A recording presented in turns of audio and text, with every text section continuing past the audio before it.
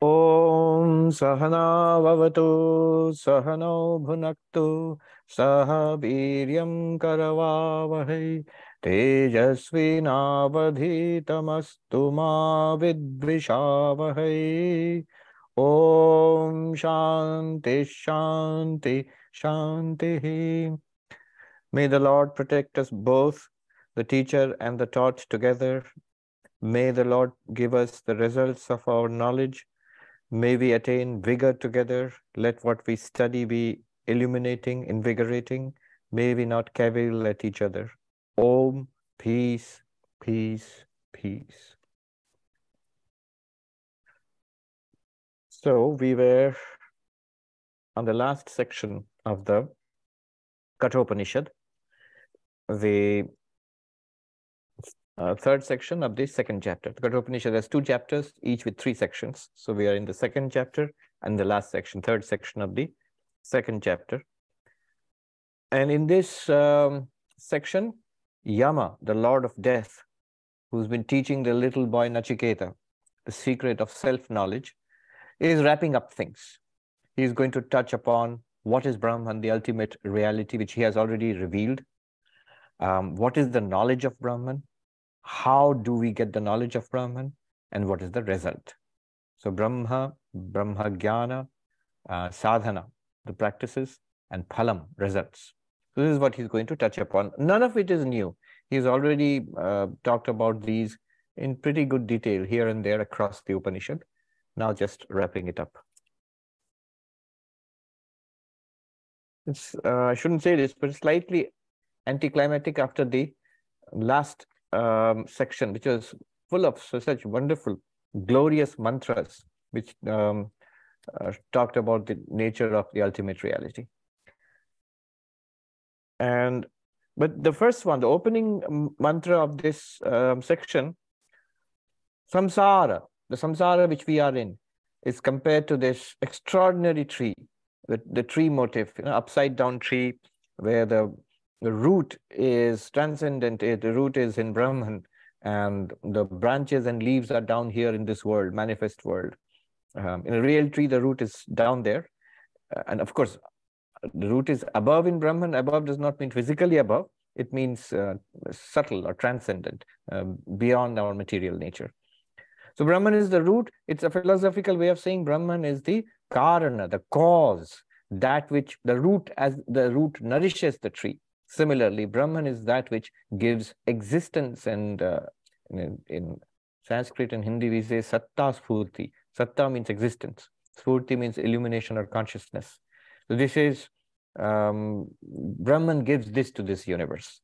This universe appears, samsara is actually sustained by Brahman. Brahman is not against samsara. This is an interesting thing to understand, that the ultimate reality is not against the appearance. The rope is not against the snake. It's in fact because of the rope that the error of a snake is possible. The desert is not against the mirage. It's because of the desert that the illusion of water in the desert and the mirage is possible. What is against the snake? What is against the mirage, the illusion of water in the desert? Knowledge. You see, we realize that it's not a snake, it's a rope. That knowledge cancels the illusory snake. It's not really water. It's just desert. It's just an appearance of water. That knowledge cancels the illusion of water. Now, the two illusions are different. Once you realize it's not a snake, actually the snake goes away. You don't even see it. You see the rope instead. Whereas in the case of a mirage, you still seem to see water, but you think, oh, it looks like water, but it's no longer, I don't think it is water anymore. I know what it is.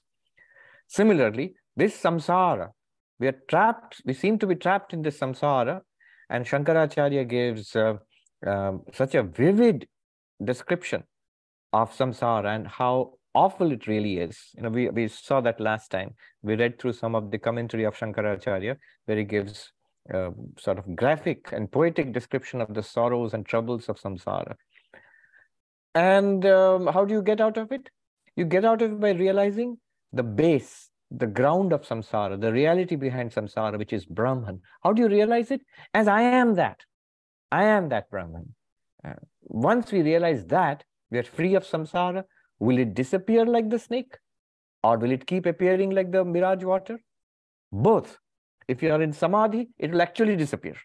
You will not see the world, you will not see the body, mind. You will be immersed in pure consciousness, pure being.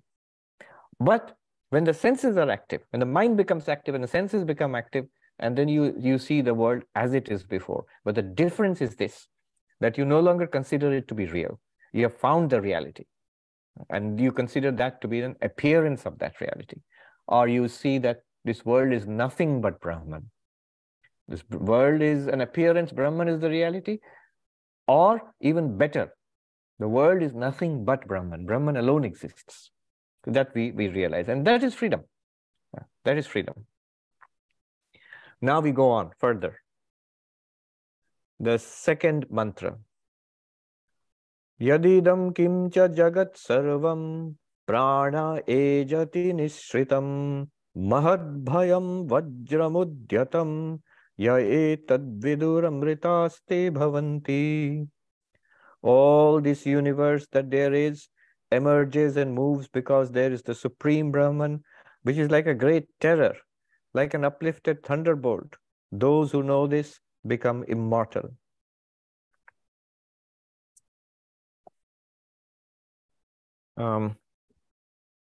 This mantra, what it does, first of all, it complements the earlier one. The earlier one showed us that Brahman is the material cause of this universe. It's Brahman alone, which is the reality of this universe, which appears as this universe. In reality, what is this universe? It's Brahman. But Brahman is also the intelligent cause of this universe. What is the intelligent cause and material cause? So there are two kinds of causes. The nimitta karana and upadana karana. Upadana karana, like material cause, like a carpenter makes a table out of wood. The wood is the material. Table is the product, the effect. The cause is carpenter and wood. Carpenter is the intelligent cause and the wood is the material cause. The intelligent cause, the creator, fashions the product, the table, out of wood. Now, in the table, only the material cause is there. Intelligent cause is not there. The carpenter is quite separate from the table. But in the case of in this universe, Vedanta says the intelligent cause and the material cause are both one. Abhinna nimitta upadana karana. One indivisible, intelligent and material cause. Of course, if you're thinking a little more deeply about it, you will say Brahman is not the cause of the universe, because there is ultimately no universe at all. Brahman alone exists. But as far as the universe is concerned, we have this world in which we inhabit. So if you want an explanation, Vedanta, or in fact, any kind of religion gives an explanation that there is a deeper reality, an ultimate reality which is appearing or which has become this material reality. Vedanta says that ultimate reality, Brahman, appears as this material reality. And that ultimate reality, Brahman, is both material cause and intelligent cause. This mantra points out that Brahman is the intelligent cause. Now we are talking about Brahman in what sense? Saguna Brahman, Ishvara, the God of religion. Why? The moment you talk about the creation of a universe, creator, then immediately you're talking about Brahman as God, as a theistic God, a God of theistic religions. Now here, in the second mantra, Yadidam kincha jagat sarvam, this entire universe, starting from the tiniest of quarks to the most massive quasars, from the physical universe and the biological universe, that our bodies, all living beings, stars and planets, to the subtle universe within our minds, thoughts, emotions, desires, mind and intellect, and so the subtle universe. All of this has come from Brahman. So here the word prana is used. Now here prana does not mean the vital force or breath, like in pranayama, not in that sense. Here prana means Brahman. And so, Swami, you're forcing things to mean something else. No. The commentator, Shankaracharya, also agrees. He says, prane parasmin brahmani sati. Prana here is Parabrahman, Brahman itself. The entire universe, Nishritam, has emerged. Has emerged. How did it emerge? Taittiriya Upanishad says, from that Atman, from that pure being emerges the void, the sky. From the sky emerges wind or air. From air emerges fire. From fire, water. From water, earth. And then they all mix up and form this physical universe. The old cosmology. Tasmad va etasmad atmana akasha sambhuta akashad vayu vayu ragnir apa adbhya prithvi. So from that Atman emerges Akasha. From Akasha emerges Vayu, wind. From Vayu emerges fire, Agni. And from fire emerges water. From water emerges earth. So this is Taittiriya Upanishad. This was sort of the shared cosmology of most ancient civilizations. So this is how the entire universe, he says, Nisritam has emerged from Brahman, from Saguna Brahman. Why would, from pure being, why would sky and earth and fire, all of this emerge? From being itself, why would exist, from existence itself, why would existing things emerge? Why? Like a mind. Fine, there's a mind, but why would it start dreaming? There is a movie screen, but why would it suddenly start showing you movies? So because the potentiality is there. The potentiality is called Maya. In Maya, the seeds are already there. And those are manifested. Because of Maya, the Atman, Brahman, appears as sky. Appears. That's the Advaitic, more precise Advaitic way of looking at it. And then the evolution takes place within the appearance. And then what does it do? Having appeared, Ejati, vibrates. So if you ask a Vedantin, the Upanishad, the Lord of Death, Yama, what is this universe? It's just vibrating. What happens when all the elements of this universe emerge? Well, they emerge and they start vibrating. What's going on in this universe? Vibration. The primordial elements are vibrating, and that's what we see as the sky and the earth, as cities and villages, as human beings and animals and plants. It's all vibration of matter. So it vibrates, and it vibrates in patterns. There are laws and regularity here. It's not chaos. Shankaracharya in his commentary says, Prachalati niyamena cheshtate. The entire universe proceeds forth, and niyamena, in regularity, in law, in patterns. The activity of the universe is spread out. This is creation. This is the creation, or in Sanskrit, srishti, which is projection. What accounts for the regularity? Why would this pure being appear as this universe? Because of Maya. If you ask why Maya, well, there's no answer to that, because why is included within Maya. Causality is within Maya. Why does this proceed in a regular fashion? Because of causality, cause and effect. This universe is guided by causality. So there are laws of this universe. Why should these laws be there at all? He says, because there's the big boss. He says, there is Brahman, Saguna Brahman, Ishvara. Out of fear of Ishvara, Mahat Bhayam. Shankaracharya says, Mahat Bhayam, he says, Mahat cha tat bhayam cha. The vast, Mahat is the vast. Brahman, the word Brahman literally means vast. Vast means unlimited. It's not one thing among many things. It is the unlimited reality which appears as this limited universe. So it is vast. And what else is it? Bhayam cha. It is terror. It is fear. Why is it fear or terror? Because of the uplifted thunderbolt, as if it is holding an uplifted thunderbolt. So Mahat Bhayam. And then he says, those who know this, they become immortal. But little bit about fear. The universe appears from Brahman, and there is regularity and law in this universe. Why is there regularity and law at all? Because it is enforced. This law in the universe, the laws of nature, are enforced by Brahman. By this, there's an intelligence behind all of this. And that explains why this universe follows laws, all the physical laws which we know. See, here a question may be raised that this is the old religious thinking which has been which has been brought into doubt by modern science. Science would say, yes, there are laws in this universe. That's what we are studying, and we're trying to discover them. But nowhere do we find evidence or even the need of a supreme intelligence to guide those laws. Those laws are self-regulated. They don't need a police or a thunderbolt wielding deity to impose terror and regulate the laws. So who was that scientist? He was someone by the French emperor, and said that it was asked by the emperor, in your treatise in science, was it Pascal? Why have you not mentioned God? And the scientist said, I have no use for that hypothesis. I have no use for that hypothesis. Who was that? Pascal or Laplace? Laplace, yes, I think so, yes. I have no use for that hypothesis. The scientist will say, when he reads this, what Yama has said, the whole universe is regulated by laws, no doubt, we agree there. But behind the laws is God with a raised thunderbolt, scaring all the universe into obeying the laws of God. Scientists will say, it's a hypothesis, and I have no need for such a hypothesis because the laws seem to function very well.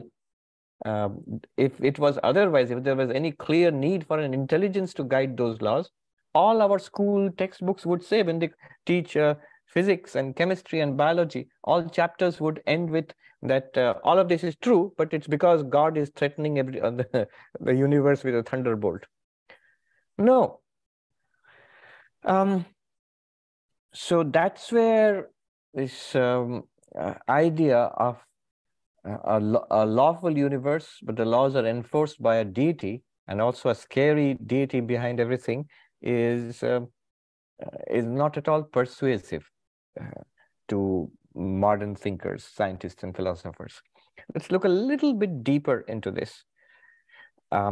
First of all, in our human world, fear is indeed important. Fear is a decisive force. In our society, for example, we are good in great measure because the good is enforced by law, by police, by legal sanction, by threatened punishment, penalties, and that's why we are good. In most societies across the world, even the most advanced societies, you remove the police and the army for a few days and you see what chaos the city descends into. In the Adhyayas Bhashya, Shankaracharya's masterful introduction to the Brahma Sutras, he uses this language. He says, Pashwadi avisheshat. For the most part, people, human beings, thinking, educated human beings, are no different from animals. How are they no different from animals? He explains. He says there, Shankaracharya in the Adhyayas Bhashya, he says there that Danda Udyatakaram Purusham, that means a man coming with a raised stick, like the thunderbolt, like the raised thunderbolt, a man coming with a raised stick. The cow runs away from this man. And Harita Trina Purna, that means with a handful of green grass, if you approach the cow comes towards you. So the cow recognizes, here is temptation, green grass, and I'm going to go towards the temptation. And here is terror, pain, because the man is coming to beat me with a stick. I'll run away from the stick. And this instinctive behavior in an animal is copied by human beings, is replicated by human beings. We, even with all our intelligence, our culture, we tend to be attracted by temptation and repelled or scared by terror. So terror and temptation guide our lives. I am reminded many years ago, I think it was about 20 years ago, not 20 exactly, about 18 years ago, in Haridwar, I was sitting with this monk and studying. A group of people were there, a traditional monk. He was teaching Vedanta in Hindi. And Advaita Vedanta, non-dual discussions were going on. Suddenly, somebody asked a question which seemed to be irrelevant. Asli Siksha kya hai, Guruji, bataiye? tell us what's real education. Tell us what's real education. And I still remember some of us looked around with, little irritation, because the question was not directly relevant to non-dual philosophy. What's really education? But the teacher, I can tell his name, Ramananda Saraswati, who has passed now, a very great monk, a traditional teacher of Vedanta, wandering monk, traditional wandering monk. His answer was instantaneous, and it was so Vedantic, non-dualistic. I mean, he quoted from the Adhyayas Bhashya. This portion which I just quoted to you, that portion he quoted. Question was, what is truly education? He said, education is that which enables us to rise above the level of animals. Normally, we are attracted like the cow with with a handful of green grass, we go towards that. And threatened with a man with an upraised stick, we run away from, the cow runs away from that. And human beings also operate that way. What is education? When I know better, because of my education, and I'm guided by my education, I'm not tempted by the promise of pleasure, and I'm not scared by the threat of pain, but I do what I know to be right, what I have learned is right, true, and good. And that is true education, which is really great, I thought. And he quoted directly from the Shankara Bhashya, commentary of Adi Shankaracharya. Education is that which helps us to overcome fear. But until that time, it cannot be denied that though fear is a bad thing, but fear is a factor in maintaining human civilization, in training human beings, even in education. So there is a threat of penalty and punishment. In religion too. In religion too. That's why we have the English phrase, God-fearing man. God-fearing man. Why would you fear God? Because of God is of the upraised thunderbolt. He says, Vajra of the upraised thunderbolt. Religions in texts like the Old Testament, religions, some parts of Judaism, Christianity, or Islam, they stress the awesome nature of God, the wrath-filled God, the fear of God. Now, God-loving man is much better than God-fearing man. Love of God is far better and far superior. It's much better to teach the love of God rather than the fear of God. However, these religions are not wrong. They're simply stating a fact. God is awesome. God, not in the devalued sense of the awesome which is used in America. Everything is awesome. A cookie is also awesome. No, but God is not awesome like a cookie. God is truly, truly awesome. And God can also be truly, truly scary. In the Bhagavad Gita itself, when Arjuna sees, he asks for the vision of God, but when he actually sees the cosmic, awe-inspiring. So the cosmic form of God, Vishwarupa Darshana, what happens? What happens? Is Arjuna, does he feel sublime? Does he feel inspired? No, he's scared. He's terrified. His reaction is terror. And he begs Krishna to take back that vision, to take it away and appear before him as a human being again. So it is true that in our unregenerate form, the divine can inspire terror in us. But that terror is good for us because it pulls us out of our limited mortal sense of priorities and awakens us to the reality that God exists and God is awe-inspiring and indeed even terrifying. Of course, above that and beyond that, God is our very own and lovable and loving. The moral laws, somebody might argue that yes, that's true, but these moral laws, you can break these moral laws. These are not like the laws of nature, physics, which we were talking about earlier. Those cannot be broken. These laws can be broken. And that's why fear of God is necessary to make you, to enforce these laws. And the laws of the police, the legal laws, they can be broken. That's why police and courts and jail is necessary to enforce these laws. But I like that saying, moral, ethical laws.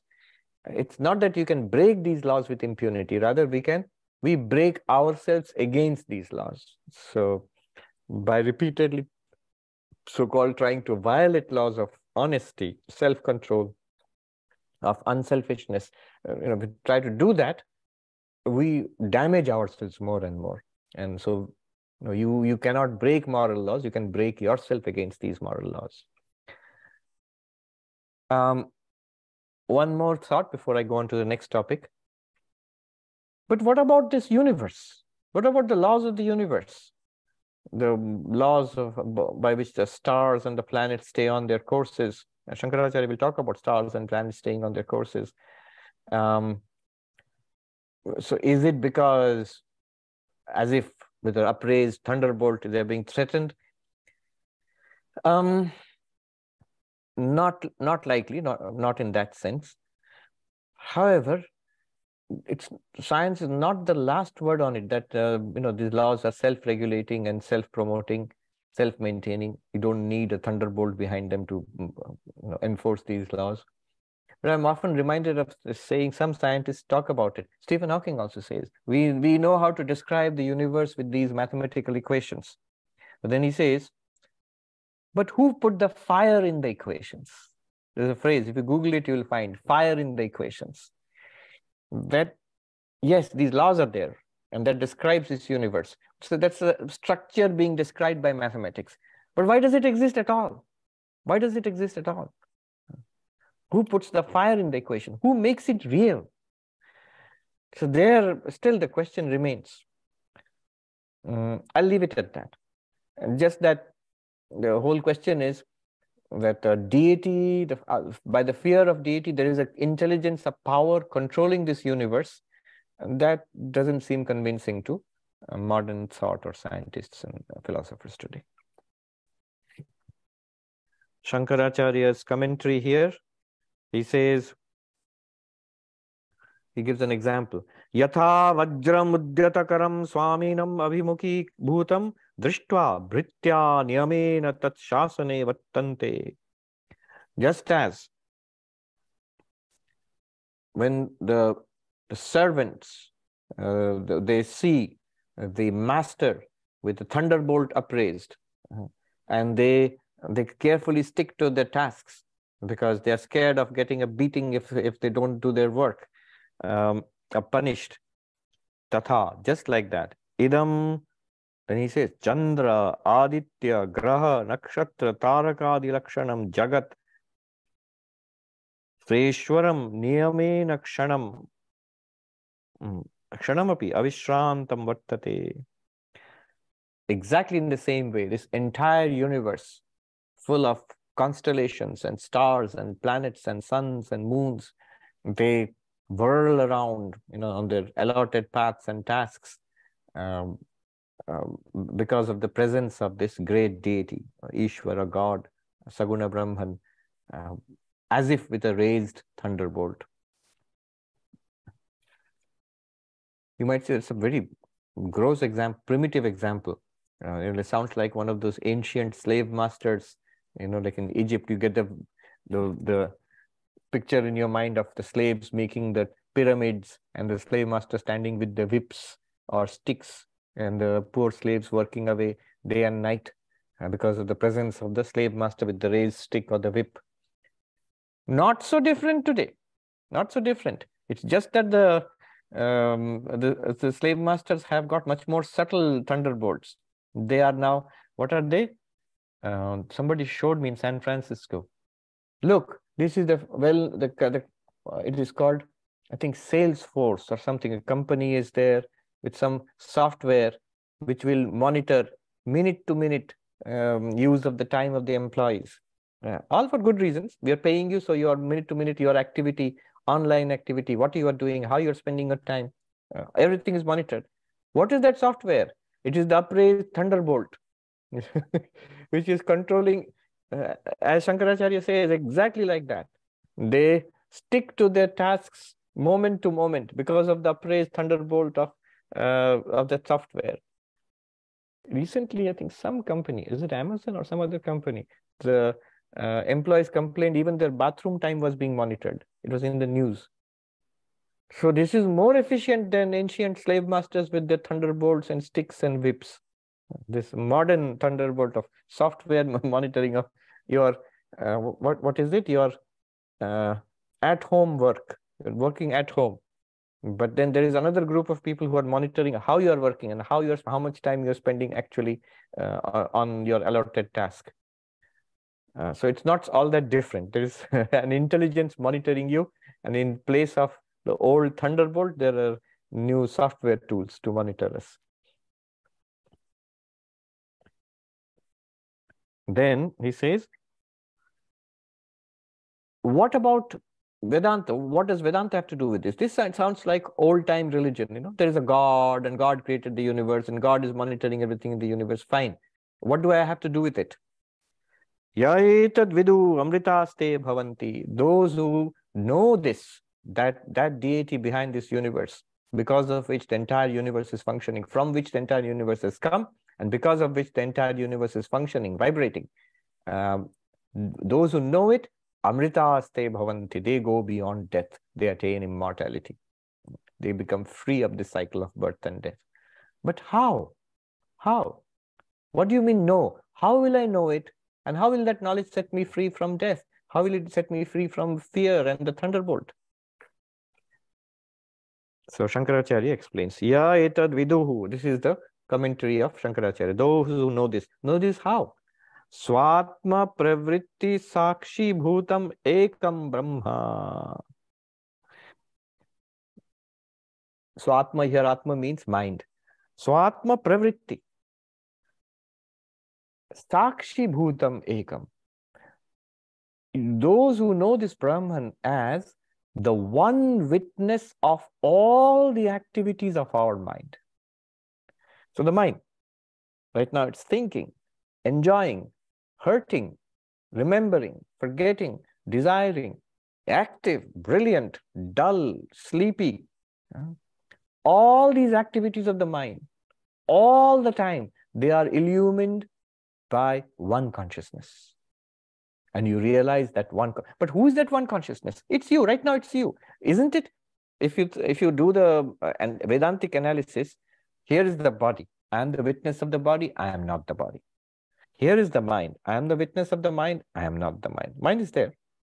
Here is the intellect, which is doing all this thinking. I am the witness, I am aware of the activities of the intellect. I illumine the activities of the intellect, but I am not the intellect. It's an instrument. Then that one consciousness, which illumines the activity of the intellect, mind, senses, body, and the absence of the activities of the mind, senses, intellect, and body, all are illumined. Activity and absence of activity are illumined by this one consciousness, which you are. Once you realize this, and then you appreciate the limitlessness of that consciousness. See, once I realize I am the witness consciousness, the next step is easier. The real big step is to see that I am not body-mind, and then know myself as the witnessing, illumining consciousness. Once I know that, the next step only would be to see that this consciousness is free. It has no problems. It has no birth or death. It is not limited by anything. It's limitless. It is Brahman. Atman is Brahman. Moment we realize this, it's done. It's done only because nothing needed to be done. You realize that you always were free as that witness consciousness, as that infinite consciousness. You were always free of birth and death. What is born? The body is born. What ages? The body ages. What falls sick? Body and prana falls sick. What recovers? The body recovers. And what ultimately dies? The body dies. Even the mind doesn't die. The mind, the subtle body, mind, intellect, memory, the subtle body continues from lifetime to lifetime. It will last as long as we are in samsara. We are in that tree. So that will go on. But even that one, what is the one which is frustrated? Mind. What is the one which enjoys, suffers? Mind. Not awareness. Awareness reveals the experience of, or makes possible the experience of enjoying, suffering, desiring, remembering, forgetting, even understanding, Vedantic understanding. All of that is enabled because you are that one consciousness, enabling the intellect to do all that. So the consciousness is free of all the problems of body, senses, mind, intellect, and all of that. This ever-free consciousness is what we realize. Knowledge, vidu, he says knowledge. It is worth considering, you know, the first sutra of the Brahma Sutras is Athato Brahma Jigyasa. Hence, therefore, an inquiry into Brahman. That's the beginning of the Brahma Sutras, the first sutra of 555 sutras. Hence, therefore, inquiry into Brahman. What hence is and what therefore is, page after page of discussion is necessary for that. But for today, I just want to focus on one word, jigyasa, inquiry. Inquiry into what? Brahman. An inquiry into Brahman. Have you ever thought, I mean, if you study the Brahma Sutras, why inquiry into Brahman? That sounds like a minor thing. Why not realization of Brahman? Why not attaining Brahman? Why not God realization, God attainment, getting God, attaining to God? Why not such grand things? Why just inquiry into Brahman? Inquiry seems to be not a very big deal. Because attaining Brahman is not possible. You are Brahman. It would be a wrong project. You are already Brahman. Going to Brahman is not possible because you are already Brahman. It's already attained. What we need is to remove the misconception that we are not Brahman. We are not Brahman is a misconception. This has to be removed, a wrong idea. We have to remove. What is required is not attaining the rope. What is required is removing the error of a snake. And how do you remove error? You remove error by removing the ignorance about reality. All error is corrected by truth. And where does truth come from? Truth comes from inquiry. So inquiry into Brahman. This is a subtle point, but very important. What is the spiritual project at the highest? Remember, I'm not denying the importance of karma yoga, bhakti yoga, dhyana, that Raja yoga. Meditation is important. Devotion is important. Selfless work, even rituals. All of those are important in their own place. They have their role to play. But at the final, the crux of the whole spiritual project is this inquiry into what's real, what especially about myself. Not trying to attain something. Anything that is attained will be lost. So it is to realize the truth about ourselves, and the truth will set us free. Then, developing this theme, and he points out, you to realize the truth about yourself. How do you realize the truth about yourself? Look at the mind. Yes, what do we see in the mind? Thoughts, feelings, emotions, coming and going, memories, sense of ego, all of those. So Atma Pravritti, all the activities of the mind, intellect, memory, ego, Sakshi Bhutam, the consciousness, Ekam, it's one. Thoughts are many, perceptions are many, emotions are many, but consciousness is always one. That one you realize to be Brahman, the reality of the universe. Then it's done. Amrita te bhavanti. You go beyond death. Next, developing on the same theme, Yama, the Lord of Death, says, Bhayadasya agnistapati bhayad tapati suryaha bhayad indrascha vayuscha mrityudhavati panchamaha.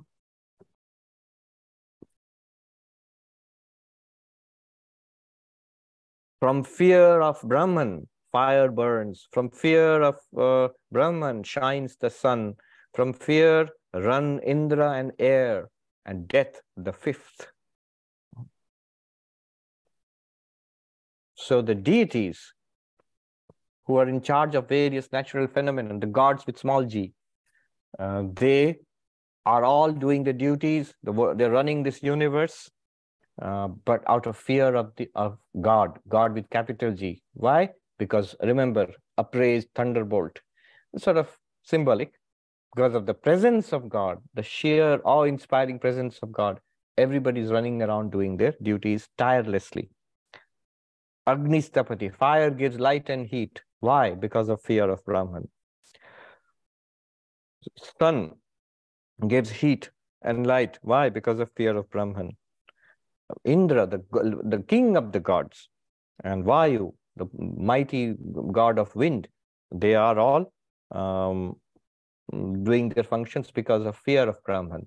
And Mrityu Dhavati Panchama. Even I, the god of death, I'm running. I'm running to do my work because God is observing. God is watching all our activities out of sheer fear of Brahman, out of the terror, the awe inspired by the presence of God, God with capital G, Saguna Brahman, Ishvara. The same topic is being developed here. Then the next mantra. Iha chedashakad bodhum praksharirasya visrasaha tata sargeshu lokeshu sharirattvaya kalpate. The fourth mantra. Let me see how Swami Gambhiranji translates it. If one succeeds in realizing here before the falling of the body, one becomes freed. Else, because of that failure, one becomes fit for embodiment in the world of creatures. So this we have heard earlier. You realize that you are Brahman. If you realize that we are Brahman, we become free of samsara. We are set free from that awful tree of samsara that is cut down for us. At least my own personal samsara is cut down from us, and I'm freed of it. And you have to do it prak sharirasya vistrasaha, before death. The Katha Upanishad, which we will study eventually, it says, Iha ched avedit ata satyam asti, na ched iha vedit mahati vinashti. In this very life, if you realize your real nature, your Brahman, hence there is truth. That means you are centered in reality, you're free from samsara. If we do not realize the truth while we are in this life, great is the destruction, great is the loss. This human life is meant for illumination, for realization and freedom from samsara. And if we do not use this, if we waste our human life, then it's a great, great loss. It's a disaster. What will happen then? Tata sargeshu lokeshu sharirattvaya kalpate. It means one will go on to attain other bodies in other lives. And not only that, when the worlds are created, very poetic, sargeshu lokeshu, when the worlds are created, so we will become free at the end of this universe, billions and billions years hence. When the whole entire universe merges with Brahman, we will become one with God, and something like that. No. Even then, you merge back into the jivas, will merge back, the tendencies, everything will be preserved, merges back into a causal form, into prakriti, into maya. And again, when the sargeshu lokesha, and the worlds are created, the universes are created again in the next cycle, we are sent out back to play. We are sent back into the tree of samsara, that tree again. So there is no way out until we become enlightened. And we must get enlightened here, before the destruction of this body. Now, a question might arise. What about other places? I mean, I'll try here. I know I'll try, but I don't think I'm going to become enlightened. So can I continue this project, sort of carry it over into, after death, if I go to heaven and places like that?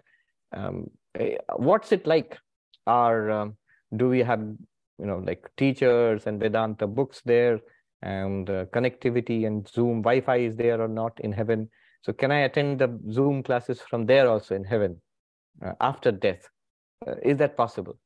And Yama actually answers this question. He takes up the next question. What about other places apart from human birth? Can I attain enlightenment there? I understand. Can't do it in animal births because the equipment is not good enough. The hardware will not run the Vedanta app software. But what about higher births? Upanishads and Gita and all, they talk about other worlds and better worlds than this. Surely one can be spiritual in other worlds also. After death, I'm a pretty good person, and I have been doing, I've led a decent life, and I'm spiritual. So I'm sure after death, I won't go to hell. I'll go to heaven. And can I carry on my spiritual practices in heaven? It's a serious question. Then he gives a famous answer here. Yama. So Yama knows what happens after death, so he tells us. Yatha darshe tathatmani, yatha swapne tatha pitriloke, yatha psupariva dadrishe, tatha gandharvaloke, chaya taporiva brahmaloke. As one sees in a mirror, so in one's intellect, as in a dream, so in the world of the mains, that's the forefathers. As it is seen in water, so in the world of the Gandharvas. As it is seen in the case of shade and light, so in the world of Brahmaloka. What does this mean? So what he says here is, right now, in this world, as a Vedanta student, if you become enlightened, it will be like seeing your face in a mirror. As we see our face very clearly in a polished, clean mirror, so will enlightenment be here. You realize, I am Brahman. It's as clear as that here, and you will be set free. What about other worlds? Yatha swapne tatha pitriloke. After death, one goes to what is called Pitriloka. There are different heavens, which according to the merits which we have gained, we go to, this is the world of the forefathers. Our ancestors, fathers and mothers have gone to those worlds, and they stay there for a while, depending on their past good karma. And these worlds are of different gradations. So can I become enlightened in that world? I promise to, keep listening to the Zoom classes there also.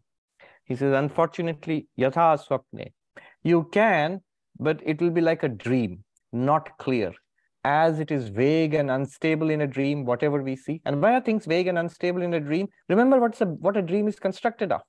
Thought, mind activity. And look at our minds just now, how fickle and unstable they are. So they keep generating images, experiences. That's our dream. And our realization, grasp on self-knowledge, even if it comes in a dream, it'll still be vague and unstable. It will not be as clear as seeing your face in a mirror. So it's not a particularly good state to be enlightened in. Why? Shankaracharya will explain here. He says, karma phala upabhoga saktatvat. So after death, you are in heaven, one kind of heaven. Because of good karma, those places are fun places. And because they are fun places, we are engaged in having fun. Karma phala upabhoga.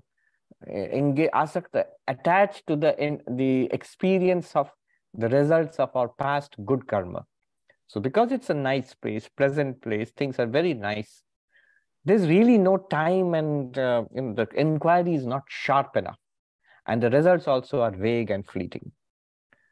So spirituality gained in the heavens will be like a dream, fickle, not strong, not clear. There are other worlds, apart from the heavens in our, which our forefathers did. There are specialized worlds.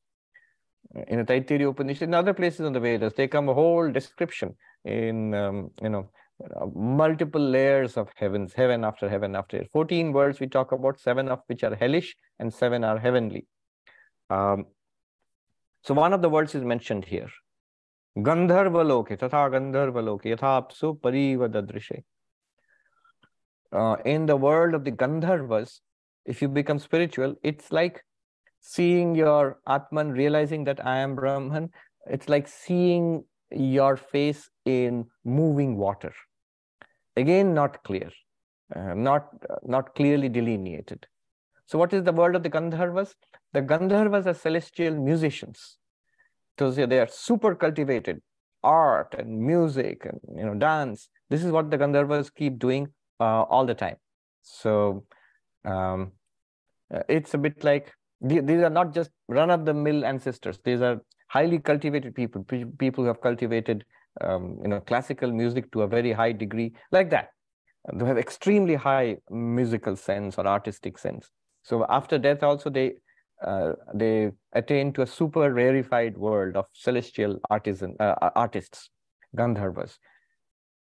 Right here is a very famous Juilliard School of music, classical music. It's one of the best schools of classical music in the world. So imagine the Gandharva, the world of the Gandharvas is a perpetual Juilliard school. They're always immersed in music and dance and all of that. So can one become spiritual there? You can, but again, it's not clear. It's vague. It's like seeing your reflection in moving water. And if the water is polluted or dirty, the reflection becomes even worse. It's unsteady and it's not clear. So self-realization will not be clear and will be unsteady in the world of the Gandharvas. Then what about the highest of all heavens? The final, the greatest, Brahmaloka, where you are in the presence of God himself. So there it has been promised, one can get enlightenment. And Yama says, you're right, you can get enlightenment there. Chaya taporiva, like light and darkness. In Brahma Loka, the enlightenment is absolutely clear. And it is the best conditions. You have 5G connectivity, and God himself is your guru, and you have the best Vedanta library, and all of that is there. And you are also focused, very ready and receptive, and you get enlightenment just like that, and very clear. So that's the best place, except this is Brahma Loka we are talking about. And one attains this through enormous merit, lifelong prayer and devotion, a very devout life. And at the time of death, one has to remain completely absorbed in the thought of God. And then you attain to this heaven, to the presence of God. These are the heavens talked about in religions, this Brahma Loka. When you say, I'm not talking about the fun heavens, I'm talking about a spiritual heaven. I go and live in the presence of God. Yes, that's what Vedanta calls Brahma Loka. I go and live in the presence of Vishnu, Narayana, Shiva, Father in heaven, Allah, or even the Buddhists who don't talk about God. They talk about the pure land after death. The Ramakrishna Loka, we talk about it in our tradition.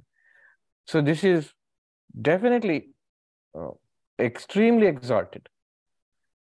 And there, what about the knowledge of Brahman? I am Brahman. That also you will get there pretty easily, except that it's rare and difficult. It's really, really difficult. And therefore, in this human birth, where you can realize Brahman, and very clearly, like seeing your face in a mirror, one should try to become enlightened here. That's the point of the whole mantra. Shankaracharya says, what is it like in human birth? Human birth is rare, but we have already got it. I just said Brahma Loka is rare and difficult, but so is human birth. And the thing is, we have already got a human birth. He says, Yatha Loke, Shankaracharya says, as in this world, Atyanta Viviktam. He says, Atha Adarshe, in the mirror, Atyanta Viviktam, very clearly delineated and with clarity, you see your own reflection. Iha Atmani Swabuddhau, in one's own mind or intellect. Adarshavat, just like a clear mirror. Nirmali Bhutayam, purified intellect, purified mind. The mind has to be purified.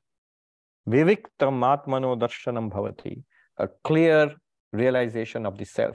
I am Brahman. It is possible. It's possible in this mind. This is called Sadhyo Mukti. Sadhyo Mukti is immediate realization and liberation. You realize you're Brahman, you're liberated now.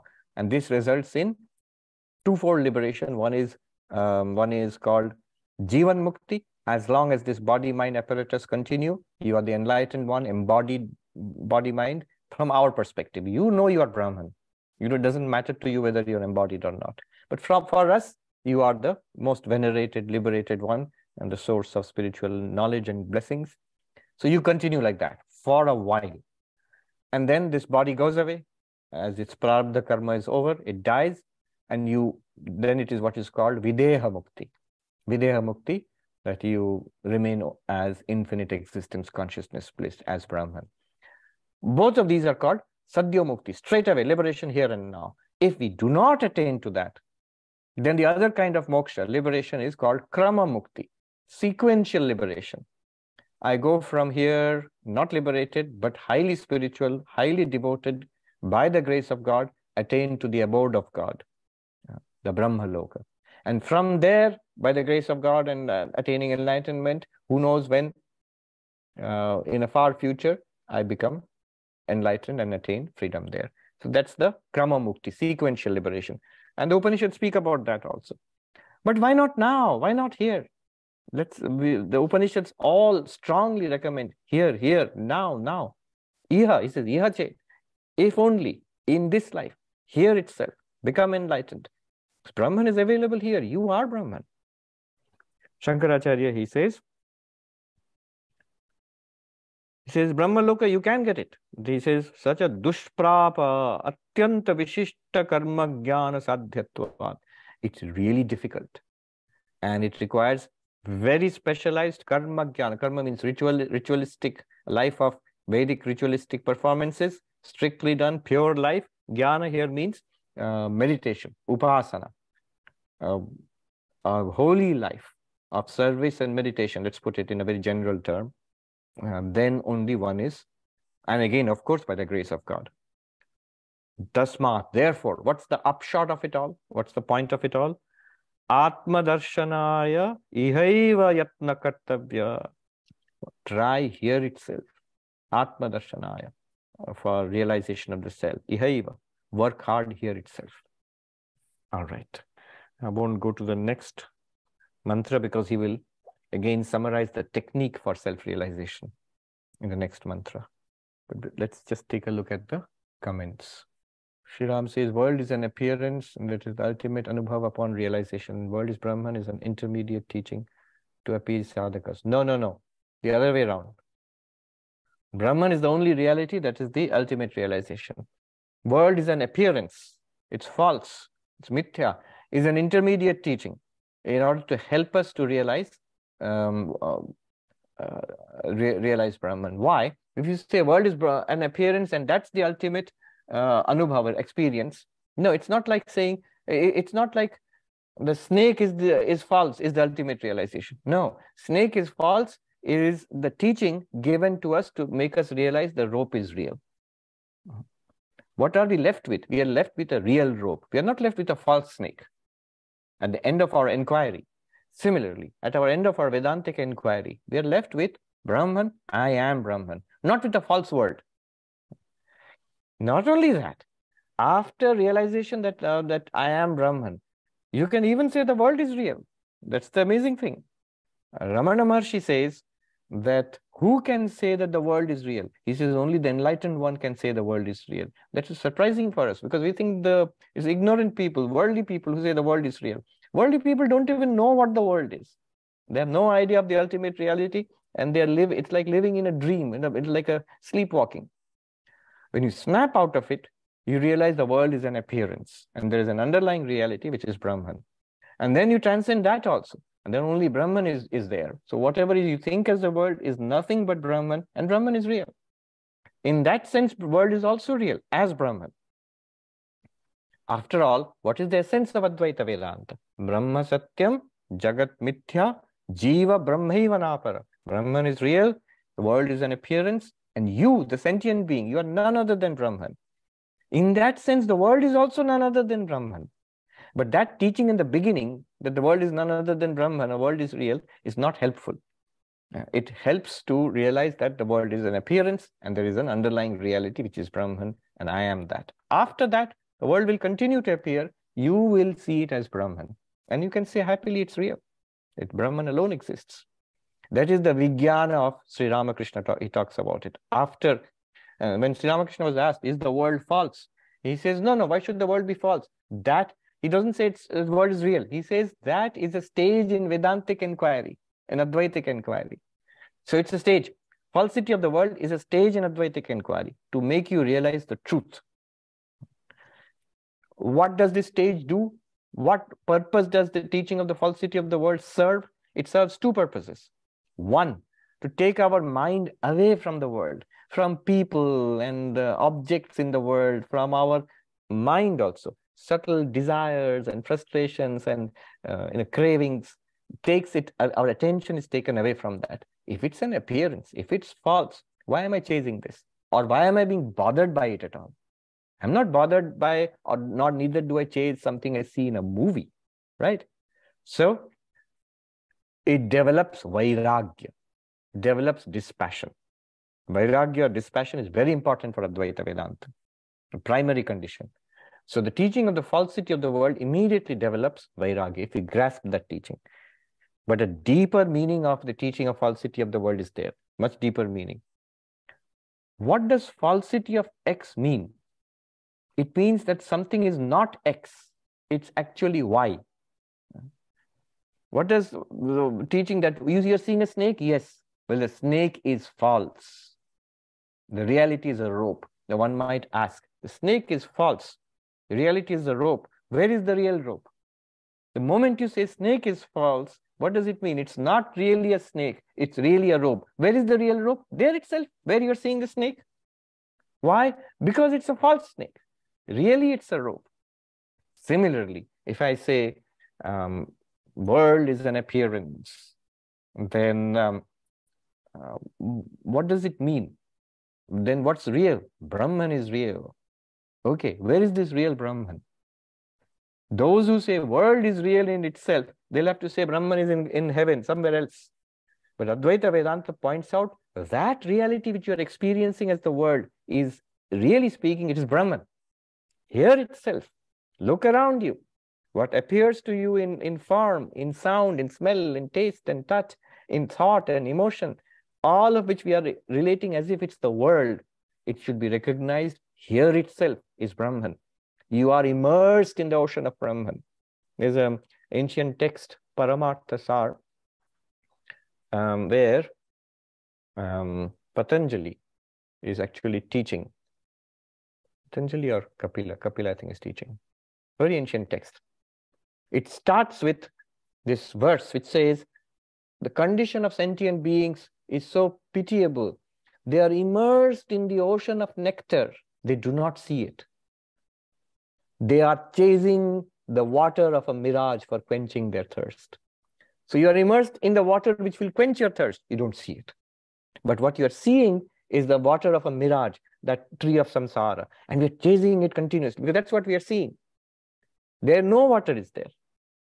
And we're trying to quench our thirst with that. So that one is false. It's a mirage. That's the teaching of Jagat Mithya, falsity. What is the water of the mirage? Jagat, world, samsara. Where is the reality? You're immersed in it all the time. You're Brahman. Your limitless existence, your limitless consciousness. You are bliss itself. Whatever little pleasure, bliss you're finding in the world is borrowed from you. So that is the teaching of the falsity of the world. It does these two things. It generates vairagya, dispassion. You can be cool and calm about the world, ups and downs in the world. In the midst of it, in the midst of all actions, you can be peaceful. Because vairagya, dispassion is there. Second, it points out where Brahman is. It reveals to you, if this world is false, false means then what is it really? Dualism, what dualism does is that here is this world, it's real, and there is another reality I must tell you about, that's called God. So if God is a real thing and this world is also real, then this world is not God. It's a real world. Then where is God? It's somewhere else, heaven. Then you have a duality. There is a spiritual world and a secular world, a sacred world and a secular world. There is a heaven and an earth. But in non-duality, there's only one reality, which is divinity, which is existence, consciousness, bliss. And that's right here, right now. And the way to realize it, so do I have to look at the world as false and then find out Brahman everywhere? No, start with yourself. Because Jiva Brahmaiva Napara. You are Brahman. Look into yourself through the techniques which will be taught to you. Next mantra is there. And you will find that you are Brahman. Then you will see everything that you experience is Brahman. Michael Bird says, in the rope snake analogy, is Brahman the rope and the apparent world a snake? Or does Brahman transcend both the rope and the snake? If it's the latter, then what does the rope represent? Brahman, in the example, Brahman is supposed to be the rope, and the world is, a world appearance is like the snake. And remember, after enlightenment, for example, the rope snake analogy, after we realize it's not a snake, it's a rope, we are not left with a real rope and a false snake. There's no more false snake anymore. It's just the rope. Similarly, after enlightenment, we are not left with a real Brahman and a false universe, like a shadow or something. There's only Brahman. I remember, and asked this question to Swami Nirmuktanand. I've told this story earlier also. Upen Maharaj was a disciple of Swami Shivananda in Belur Mutt. He was sitting in the temple of Ma Sharada one day, and I was a young monk. I went and bowed down to him. He was at that time 98 or 99 years old. I asked him, in my view, in my opinion, he's one of the few whom I would consider, if not enlightened, fully enlightened, at least very advanced spiritually. So I asked him, how does the enlightened one see this world? And I swept my hand around like this. You know, the Ganga river is there, the Ganges is there. Then the temple of Vivekananda is in front of you. You're facing the lawn, the devotees are walking around. So how does the enlightened one see this world? Does the enlightened one see that there is Brahman and this world appears as a shadow in Brahman, as an appearance or something? Then he told me something very perceptive. corrected my error. He said, in Bengali, I'll translate. He said, "Na ta kemon keno hobe? Ektai ache." No, why should that be? There is only one, that is Brahman. It's not that there's Brahman and the world is like a shadow. Brahman alone exists. In the golden ornaments, in the clay pottery, are there two things? Is there clay and a pot? Vaguely. Is there gold and a necklace? Vaguely a necklace. No, there's gold and gold only. The name and form do not constitute a second shadowy thing apart from the gold. It is the gold, which by the power of, ingenuity of the jeweler appears as a necklace. And you can call it a necklace and use it as a necklace, but it's nothing but gold. Similarly, by the extraordinary power of Maya, the same Brahman appears as this world. But it's through and through Brahman after enlightenment. Before enlightenment, it is that upside down tree. Terrible. Rick says, someone said to me, if you grant us science one miracle, the laws of nature exist at all, we can explain everything. Oh, yeah. So the laws of nature exist. That itself is the first and greatest miracle. Abhijit said, the laws of nature work well and are explained using science only after their emergence. Science is still unable to explain much about the emergence, the Big Bang. Its laws are propelled and manifested through space and time by the momentum of the initial emergence, much like a roller coaster travels through the course after accumulating the potential energy in initial climb. Right, that's a good point. Gita Dev says, Swami Brahmananda used to tremble while going near Ma Sharada. Is it the same reason? True, true. That's a very good example. Ma Sharada, the simplest of women, and so affectionate and loving and so simple. Sri Ramakrishna at least displayed the glory of samadhi and all the time different spiritual moods. Vivekananda was a formidable intellect, a great orator, and a very energetic, dynamic person. You could just be overwhelmed by his presence. But Ma Sharada was the quietest, kindest, gentlest person. And yet notice, the most spiritual of the lot around her, what they thought of her, one common thing was awe, which we as ordinary people won't feel. We feel that she's the most approachable. And then, the most ordinary, it seems, of all of them. What did Sri Ramakrishna himself say about Ma Sharada? When, I think it was Hridaya, no, who was misbehaving with him? So he says to this man that, look, say whatever you will to me, but be careful, don't misbehave with that one, the one who lives there. That means the Nahabat where Ma Sharada was living. If she but, he says once, Brahma, Vishnu, Maheshwara also cannot save you. So you have to be very careful in the presence of the power of the Devi, of the Divine Mother. Shiva is easily pleased, but one has to be very careful in the worship of the Divine Mother. Brahmananda used to tremble like a child. So they are the most spiritually developed of all, and they knew what Ma Sharada was. So literally the mother of the universe. Everything here in this universe, every little thing depends on her. So they were most terrified. Vivekananda was most terrified of coming close to the Holy Mother, and Brahmananda also. They were like children before her. And they, notice, Vivekananda even thought not twice about making fun of Sri Ramakrishna. One day he was joking about Sri Ramakrishna, and one of his disciples, Vivekananda, a monk, said, is this proper, Swami? You are joking about Sri Ramakrishna. And Vivekananda said, so should I joke about you? Meaning thereby, even my joking and making fun will be about high spiritual themes. The object of my fun also will be nothing less than God. However, there is no instance anywhere that he ever made fun of the Holy Mother, or even came close to ever criticizing her or questioning her. Even the simplest commands were taken without a single question and immediately executed by Vivekananda, Brahmananda, Shivananda, the ones who really knew who she was.